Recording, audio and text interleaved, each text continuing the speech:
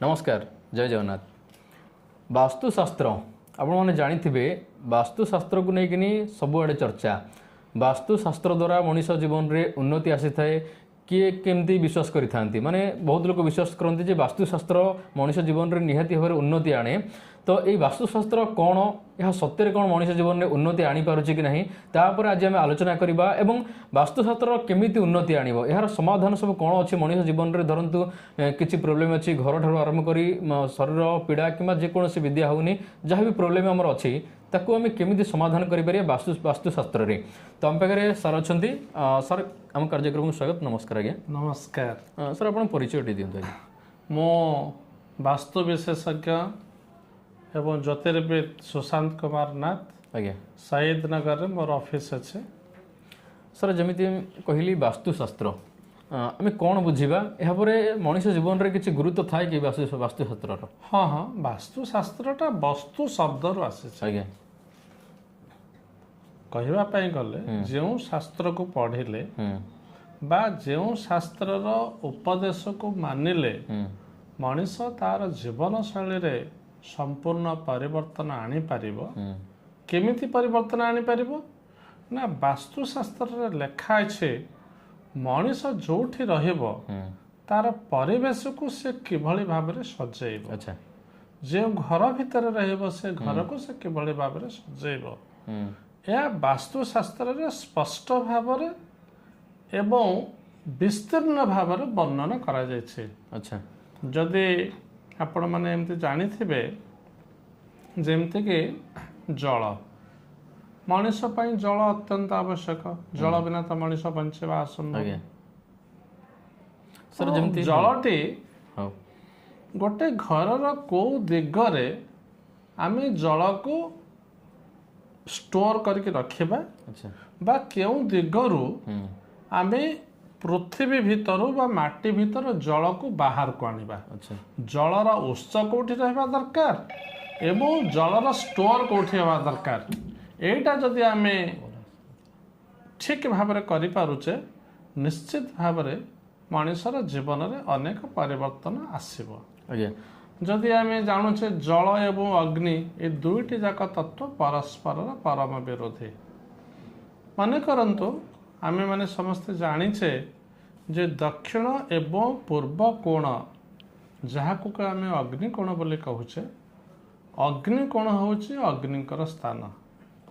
जदि आमे अग्निकोण रे कूଅ करिदबा बोरवेल करिदबा बा पोखरी करिदबा बा कौनसी प्रकार जलर उत्स करिदबा ताले कौन हबो सेठी अग्नि तत्वटी संपूर्ण भूल जीव नष्ट हो गला। आज्ञा अग्नि तत्वर जो गुरुत्व अग्नि तत्वर जो विशेषत्व से संपूर्ण सत्ताहीन हो।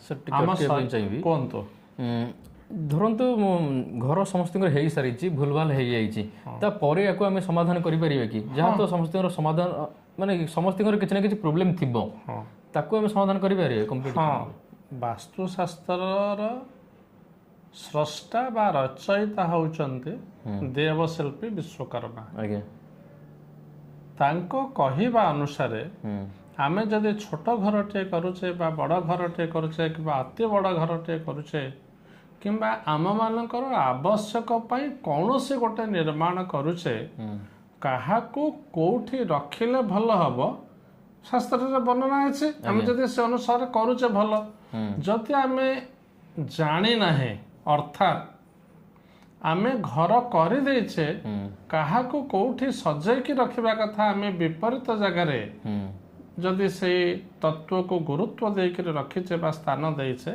सेठी कोन हबो ना संपूर्ण घरटा असजड़ा हो गला। अर्थात जल जगह अग्नि अग्नि जगह जल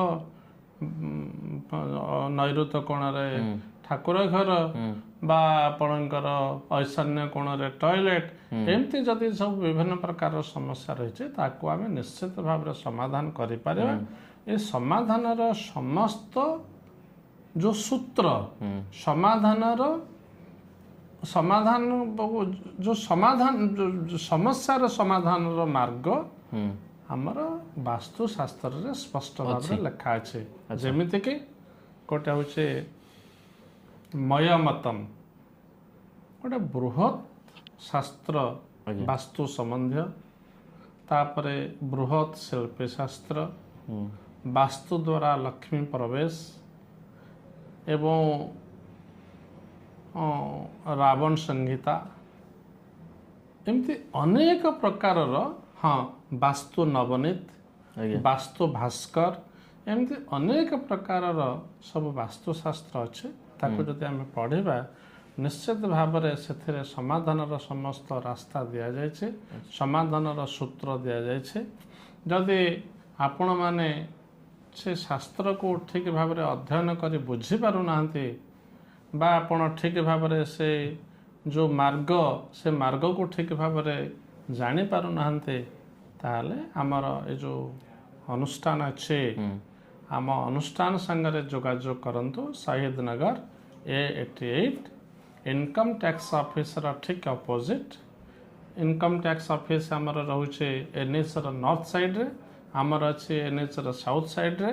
ଆମ ବିଲ୍ଡିଂକୁ ଇନକମ୍ ଟ୍ୟାକ୍ସ ବିଲ୍ଡିଂ ପୁରା ଅପୋଜିଟ୍ ଅଛି, ସାମ୍ନାସାମ୍ନି ଅଛି। ଯଦି ଆମ ସାଙ୍ଗରେ ଯୋଗାଯୋଗ କରିବେ, ଆପଣ ଯେତେ ବଡ଼ ସମସ୍ୟାର ସମ୍ମୁଖୀନ ହେଉଥିଲେ ମଧ୍ୟ ବି ବାସ୍ତୁଶାସ୍ତ୍ରର ଉପଦେଶ ଦ୍ୱାରା ବା ବାସ୍ତୁଶାସ୍ତ୍ରର ସମାଧାନର ମାର୍ଗ ଦ୍ୱାରା ଆପଣଙ୍କ ଜୀବନରେ ଅନେକ ପରିବର୍ତ୍ତନ ଅଣାଯାଇପାରିବ। ଏଥିରେ ତିଳେ ମାତ୍ର ସନ୍ଦେହ ନାହିଁ। ବାସ୍ତୁଶାସ୍ତ୍ର ଯାହାର ଘର ଡିଜାଇନ୍ ହେରିକା ଭୁଲ ଥାଏ, ଆଦେହରେ ବହୁତ କିଛି ମାନେ ଘରର ଅଘଟଣ ଘଟିଥାଏ। ତ କେମିତି କ'ଣ ଜାଣିବା ସାର୍ ଆମ ଘରର ବାସ୍ତୁଶାସ୍ତ୍ର ଭୁଲ ଅଛି ବୋଲି କେମିତି କ'ଣ ଆମେ ଜଣେ ଜାଣିପାରିବୁ?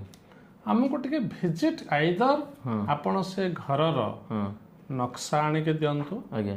ସ୍କେଚ୍ କେମିତି ଆପଣଙ୍କର ଘରଟା କେମିତି ତିଆରି କରିଛନ୍ତି, ତାର ଯୋଉଟା ବିଲ୍ଡିଂର ପ୍ଲାନ୍, ସେ ପ୍ଲାନ୍ ଆଣିକି ଦିଅନ୍ତୁ। ଆମେ ସେଥିରୁ ସ୍ପଷ୍ଟ ଭାବରେ ଜାଣିପାରିବା କୋଉଠି କ'ଣ ଭୁଲ ଅଛି, ତାକୁ କରେକ୍ସନ୍ ବି କରିଦେଇ ପାରିବା। ଆଚ୍ଛା। ଦ୍ୱିତୀୟ କଥା ହେଉଛି ବାସ୍ତୁ ଦୋଷ ଦୁଇ ପ୍ରକାରର, ଗୋଟେ ହେଉଛି ନିର୍ମାଣ ଜନିତ ଦୋଷ, ଗୋଟେ ହେଉଛି ଭୂମି ଜନିତ ଦୋଷ।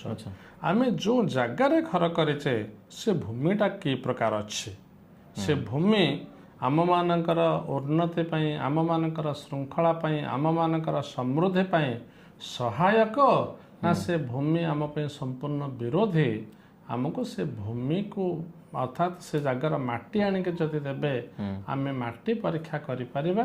ମାଟି ପରୀକ୍ଷା କରିକି ଆମେ ଜାଣିପାରିବା ସେ ମାଟି ଆପଣଙ୍କ ପାଇଁ ଠିକ୍ ଅଛି କି ଭୁଲ ଅଛି। ଯଦି ଭୁଲ ଅଛି ତାହେଲେ ତାର ସମାଧାନର ରାସ୍ତା ବି ଆପଣଙ୍କୁ କହିଦେବା, ଏବଂ ନିର୍ମାଣ ଜନିତ ଯଦି କନଷ୍ଟ୍ରକ୍ସନରେ କିଛି ଭୁଲ ଅଛି ତାହେଲେ ତାର ସମାଧାନର ରାସ୍ତା ମଧ୍ୟ ଆମେ ଆପଣଙ୍କୁ କହିଦେବା। ତ ଆପଣ ଜାଣିଲେ, ଯଦି ଆପଣଙ୍କର କୌଣସି ବି ଅସୁବିଧା ହେଉଛି ଘରେ, ଜାଣି ନିଅନ୍ତୁ ଯେ ଆପଣଙ୍କର ବାସ୍ତୁ ସମସ୍ୟା ଅଛି, ଘର ଡିଜାଇନ୍ ହେରିକା ସବୁ ଭୁଲଭାଲ ଅଛି, ଏଥିପାଇଁ ଆପଣଙ୍କ ଘରେ ସମସ୍ୟା ଲାଗି ରହୁଛି। ତ ଏହାର ସମାଧାନ କରିବା ପାଇଁ ଆପଣ এই ଯେଉଁ ନମ୍ବର ଦିଆଯାଇଛି ଶୀଘ୍ର ଆସିକିନି କଥାବାର୍ତ୍ତା କରିକିନି ଏଠି ସବୁ ପ୍ରକାର ବାସ୍ତୁ ସମସ୍ୟା କରାଯାଉଛି, ଆପଣଙ୍କର ସମସ୍ୟାର ମଧ୍ୟ ସମାଧାନ କରିଦିଆଯିବ। ତ এই ନମ୍ବର ଦିଆହେଲା, ଏବେ ହିଁ କଲ୍ କରନ୍ତୁ।